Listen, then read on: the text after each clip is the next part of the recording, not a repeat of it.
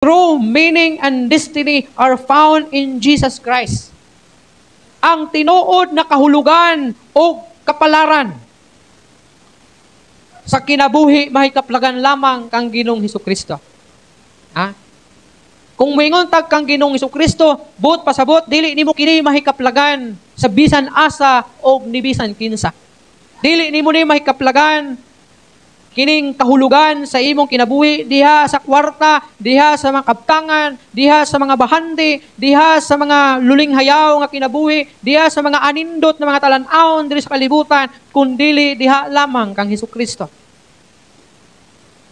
In John chapter 8 verse 12 nag-ingon, I am the light of the world.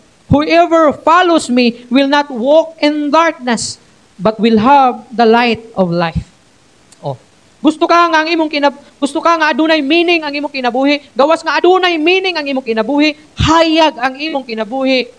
Ug dili ka na maglakaw diha sa kangit-ngit, kinahanglan nimo si Jesus Christ. Ha? Si Jesus Christ ang imong gikinahanglan. Ingon pa ang John chapter 8 verse 12, I am the light of the world. Kaya ang kalibutan manggod ang meaning ang kahulugan sa kalibutan usa ka mangiob, mangit-ngit nga dapit ang kalibutan. Tungod kay kini siya usa ka lugar nga diin ang mga tao puno sa kasalanan. That's why ipadala si Jesus diri sa kalibutan ug ingon niya, whoever follows me will not walk in darkness. Kung ikaw nagdesisyon na igsuon sa imong kaugalingon nga mosunod kang Ginoong Hesukristo, that means na kinahanglan dili ka na maglakaw diha sa kangit-ngit.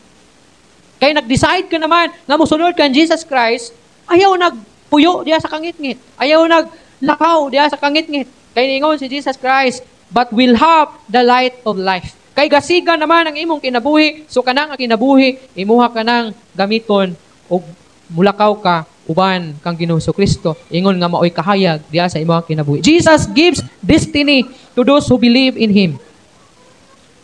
Gusto ka og kasiguruhan, og madamlang, kana bitong pangutana ta, igsuon, uban sa inyo ha, siguro dria, o kadaghanan sa inyo ha, dria, kung pangutanon, kung mamatay ka, igsuon, malangit pa, siguro ang kasagaran yung tubag, dali way kasiguruhan. Ingon siguro kang, ambot siguro pastor, marag, siguro, o alanganin, o depende ani pastor. May balaan rin mamatay ko. Igsuon, ayaw, ana. Ano naman? Samtang buhi pa ka, pwede ni mo masayran kung asa ka paingon kung mamatay ka. Basta musalik lang ka sa pulong sa Ginoo. Basta musalig lang ka sa pulong sa Ginoo. Ingon ang pulong sa Ginoo, John 14:6, I am the way, the truth, and the life. Ha? Walay makaadto sa akong amahan kung dili pinaagi ka nako. Kung dili pinaagi kang Jesus Christ, dili ka makaadto dito sa langit. So mahibalaan nimo mahibalaan nimo na daan kung asa ka paingon, kung matigok ka diri sa kalibutan. Kay kung mituo ka kang Jesus Christ, panigurado nga uban ka kang Jesus Christ. Kung mubalik siya o kung mo-rapture man o kung maabtan ka man sa pagkabanhaw, dito ka puyo kang Jesus Christ, dito ka puyo sa palasyo nga giandam tungod kay iya man ang giingon.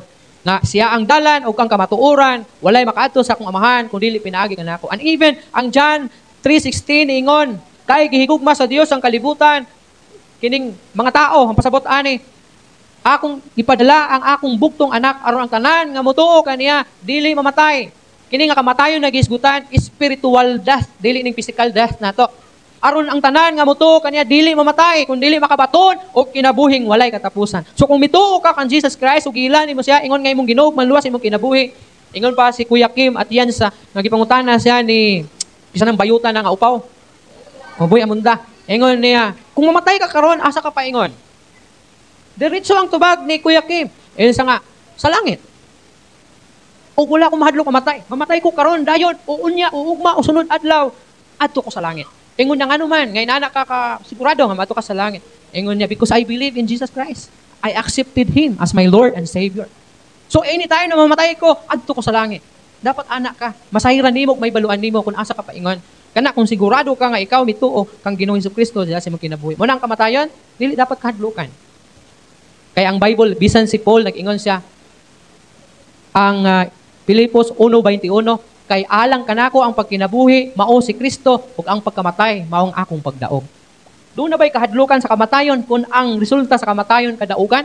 Kung muadto ka sa langit, of course, kadaugan ang kinabuhi. Pero kung muadto ka sa impyerno, dapat lang yun nga mahadlok ka. Kaya dito sa impyerno, walay kalipay dito Puro kasakit ang naa dito So muna atong mensahe karon nagkagabhion, nga nagaiskot kita may tungod sa kini ginaingon, in Him there is life. The true meaning of life can only find in our Creator and Savior. So mga lagad yun ta sa Ginoo. Kaya ang Bible nag-ingon, hubo ka nga gipakatao, ug hubo ka nga mamatay. Hinimo ka gikan sa abog, ug mubalik ka ngadto sa abog. Tanan natong mga paningkamot sa kinabuhi, temporaryo lang ang tanan. Ma-enjoy na to samtang buhi pa ta. Pero ayaw sugot na mauni mo gapos kanimo ug mauni ang muhatod sa imuha dito sa impyerno. Kay wala ka nay panahon sa Ginoo, kay lagi nagapos ka sa mga butang dinhi sa kalibutan, nabiyaan lang manimo. He declares purpose for each of us. John 14:6. Si Jesus mitubag, ako ang dalan ug ang kamatuoran ug ang kinabuhi. Walay makaadto sa akong amahan kung dili pinaagi kanako. So si Jesus Christ ang atong gikinahanglan, labaw sa tanan. Labaw sa tanan.